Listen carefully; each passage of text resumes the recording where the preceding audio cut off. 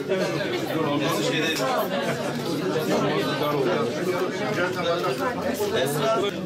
Vekilim, bir dakika biraz git. Sayın Vekilim dur resmi alalım. Arkadaşlar hepiniz hoş geldiniz. Biz Ziraat Mühendisleri Odası Anayasanın 135. maddesine göre kurulmuş kamu niteliğinde bir meslek odasıyız biz. Türkiye'de 81 ilde örgütlüyüz. Her yerde 27 şubemiz var, 54 de temsilciliğimiz var. Antep de bizim gerçekten çok önemli bir ilimiz. 800'ün üzerinde üyemiz var burada mevcut. Bugüne kadar Ziraat Mühendisleri Odası'nda görev yapan başkanlarımız fotoğrafları orada. Hiçbir zaman Ziraat Mühendisleri Odası'nın bayrağını indirmediler. Her zaman ili için, ülkesinin menfaatleri için iyi faaliyet gösterdiler. Şimdiki başkanımız Abdülkadir'in de aynı başarıyı, aynı iyi hizmetleri sürdüreceğine yürekten inanıyorum. Hocam, bu şube binamız tüm üyelere Antep'e hayırlı olmasını diliyorum ve izin verirseniz açılışı da yapalım. Bismillahirrahmanirrahim. Ziraat Mühendisleri Odası Türkiye olarak biz Anayasanın 135. maddesine göre kurulmuş kamu niteliğinde meslek odasıyız. Yani yarı resmi bir kuruluşuz biz. 81 ilde örgütlenmemiz var bizim. 27 şubemiz, 54'te temsilciliğimiz var. Ve bütün bu illerin tamamında bir seçimle başkanlar hep iş başına geliyor. Antep hem üyesi açısından hem ticaret açısından, sanayi açısından en önemli illerimizden bir tanesi. Neredeyse polikültür ziraat var burada. Fındığından, fıstığından, sebzesine, meyvesine kadar her türlü ürün yetişmekte. Antep'e bugüne kadar çok değerli başkanlar geldi. Yukarıdaki resimlerde de görülüyor. Hepsi bu odaya hizmetler etti. Üreticimize hizmetler etti. Bize de düşen görev bu Antep'in yeni binasıyla hizmetlerin daha iyi olması. Yanımda çok değerli iki başkan var. Kenan Başkan, bundan önceki dönem başkanımız. Şimdiki başkanımız Abdülkadir Bey. Bu yeni hizmet binasını açtık. Bundan sonra eğitimiyle, bilgilendirmesiyle Gaziantep üreticisine, Gaziantep meslektaşlarına iyi hizmet vereceğine düşünüyorum. Hayırlı olsun diliyorum. Bizler Ziraat Mühendisleri Odası olarak Türkiye'mizin tarımının mevcut olan şu durumunu raporlar halinde bildiriyoruz. Basında ve televizyonda söylüyoruz. Sıkıntılarımız var. İşlenebilir tarım arazilerimiz daraldı. Bakın 26,5 milyon hektar alandan 23,2 milyon hektar alana düştü. Mera alanlarımız daraldı. 16,5 milyon hektar alandan 11 milyon hektar alana düştü. Sularımız maalesef, derelerimiz sıkıntılı. Bugün çiftçi sıkıntılı bir kere. Çiftçi büyük sorunlarla karşı karşıya. Girdi maliyetleri inanılmaz derecede arttı. Girdi maliyetleri. Destekler yeteri derecede yetersiz. Bakın son bakanlığın uyguladığı iyi tarım uygulamaları ve organik tarım, hatta tarımsal danışmanlıkta dahi büyük sıkıntılar var. Destekler kesildi. Destekler zamanında ödenmiyor. Üretici iyi desteklemelerle para kazanamıyor. Para kazanamadığı için üretimden kaçıyor. Üretimden kaçınca üretim sıkıntımız oluyor. İthalata biz zorunlu kalıyoruz. Birçok ürünümüzü artık biz ithal etmek zorunda kalıyoruz. Bu doğru bir yaklaşım değil.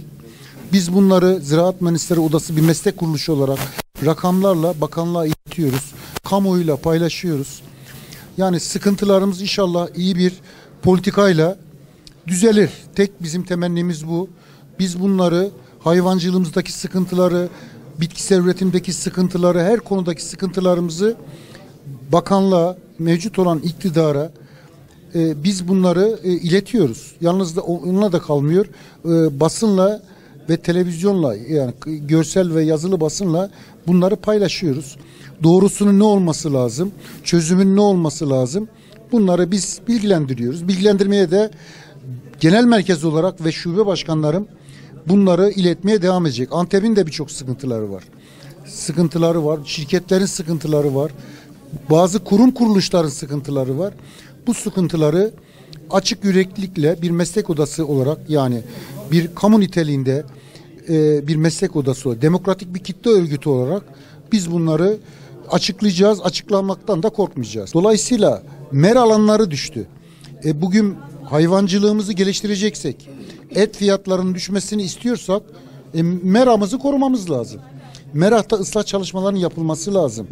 Buraların sermayeye peşkeş çekilmemesi lazım. Bunun çiftçinin huzuruna, hayvancılığın hizmetine verilmesi lazım. Yani meraların amacı o. Bu otlar hayvanlar için, büyükbaş ve küçükbaşlar için büyük bir protein kaynağı. Maalesef meralarımız şu anda hele büyükbaş için hiç uygun değil. Küçükbaşlar için uygun. Maalesef ülkemizde de küçükbaşa yeterli derecede önem verilmiyor. Bugün bakacak olursak bizim yıllık et tüketimimiz yaklaşık 14 kilogram yıllık. TÜİK rakamını söylüyorum. Fakat bu rakam inanın düştü şu anda. Artık tüketicinin alım gücü düştü. Bana göre şu anda yıllık kişi başına et tüketimimiz 12 kilogramlara düştü. Neden? Et fiyatları çok pahalı. Yem fiyatları pahalı. Meralarımızı korumamışız. Politikalarımız yanlış. Dolayısıyla et fiyatlarının düşme ihtimali de yok şu şartlarda. İnanılmaz ithalat yapılıyor. Hatta o kadar şeysiz ithalat yapılmış ki, plansız program yapılmış ki şimdi karkas etlerimizi, yani hayvan değil de etlerimizi dışarıya nasıl ihraç edeceğiz yollarını arıyoruz. Bunların planlanması, programlanması lazım. Böyle her ülkeden ithalatı hesaplanarak alınması lazım veya alınmaması lazım. Hayvancılığı ancak böyle geliştiririz. Yani milli güvenlik ne kadar önemliyse gıda güvenliği de önemli. Gıda güvenliği dediğin zaman üreticinin üretimi, bizim ürettiğimiz ürünlerin kalitesi, yani bunlar öyle birbirleriyle bağlantılı ki bunlara önem vermen lazım. Bakıyoruz sözle icraatlar farklı. İyi tarım uygulamalarını kaldırdı. 3 yıl üst üste uygulamayanların desteğini kesti. Organik tarımda fiyatlar düştü. Tarım danışmanlarında sıkıntılar oldu. Rakamlar değişti.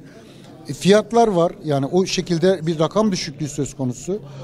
Gıda güvenliğini, üreticiyi desteklemezsen, üretimi desteklemezsen gıda güvenliğini nasıl kontrol altına alırsın? Bakın, büyük bir tehlikeden bahsediyorum. Türkiye'de ve dünyada küresel iklim değişikliği var. Dolayısıyla bu iklim değişikliğiyle bizim artık üretmemiz sıkıntılı demektir.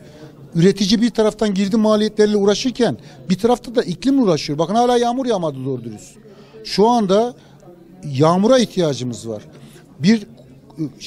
Su ihtiyacımız var bizim. En önemlisi o. Yarın bir gün bu yağmurun yağmaması demek ürünlerde daha az verim alacağımız manasına gelir. Bakın, Türkiye'de nüfus artıyor. Dolayısıyla bizim üretmemiz lazım. Şu anda 82 milyon, biz 4 milyonda Suriyeli, 86 milyon nüfusumuz var. Basit olarak bir örnek vereyim. Buğdaydan örnek vereyim size mesela. Bizim her sene 22 milyon ton buğday üretmemiz lazım. Peki bu sene ne kadar ürettik? 19 milyon ton. Yani 3 milyon ton eksiğimiz var. Ne yapmak lazım? O zaman buğday çiftçisini desteklemek lazım. Buğday çiftçisine iyi fiyat vermek lazım ki adam buğday eksin. 14,5, 15, 1,4, 1,5 lira olan kilogramı buğdayın maliyetine sen 1 lira 35 kuruş verirsen ekmez bunu. Çünkü çiftçi kar etmiyor. Dolayısıyla buğday ekim alanları düşer. Fındık öyle, fıstık öyle, yani bazı şeyleri kamu politikaları uygulanması lazım. Sermayeye bırakmamak lazım. Kamu zarar edebilir. Çiftçiyi destekleyeceksin, gerekiyorsa zarar edeceksin. Maalesef bu politikaların düzeltilmesi lazım. Türkiye'de bir tarım politikası var mı? Bana göre yok. Bakandan bakana değişen tarım politikaları var. Bir bakan geliyor, öbürünü beğenmiyor. Öbür bakan geliyor, öbürünü beğenmiyor. Sürekli politikalar değişiyor. Bu doğru uygulama değil. Bunların masaya yatırılıp düzgün politikalar üretilmesi lazım. Çok yıllık planların yapılması lazım. Ekim planları, havza bazlı ürünler, yani bunların hepsinin masaya yatırılması lazım. Bizler Ziraat Mühendisleri Odası olarak Tarım Şurası'nda bütün konularda rapor verdik. Yapılacak şey bakanlığın bizim raporlarımızı, bu konuda uzman olan kurum kuruluşların raporlarını dikkate almak.